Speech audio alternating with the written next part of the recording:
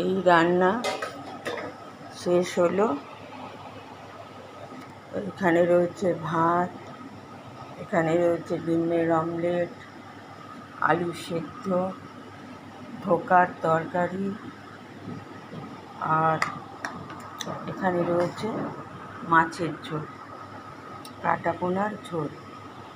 এই হচ্ছে আজকের রান্না। আর এখানে আমার জন্য একটু পেঁয়াজ, রসুন, লঙ্কা ভেজে রেখেছি। এটা দিয়ে আমার ভাত খাই, খুব ভালো লাগে, মুখে রুচি ঠিক হয়। বাড়িতে সবার শরীর খারাপ, ওই জন্য রান্না টান্না বেশি করিনি, অল্প রান্নাই করেছি। এই হচ্ছে আজকের রান্না, দেখালাম।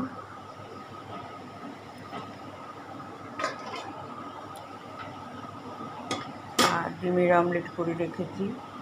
রাত্রিবেলা জল ঢালা ভাত খাবো। ধোকার তরকারি, আলু ভেজে জিরে ফোড়ন দিয়ে। ধোকাটা আমাদের এখানে পাওয়া যায়, খুব ভালো, কিনে এনেছি।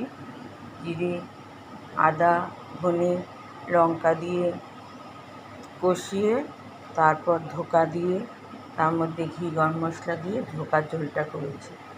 কাতলা মাছটাও ভেজে আদা, জিরে, ধনে, লঙ্কা বাটা দিয়ে কালো জিরে ফোড়ন দিয়ে কাতলা মাছটা করেছি।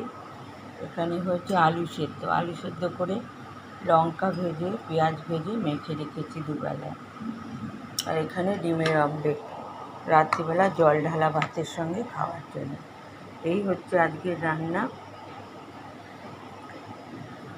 ভালো লাগলে লাইক, কমেন্ট, শেয়ার করবেন। আর আপনারাও গরমকালে এরকম করে খাবেন, ভালো লাগবে।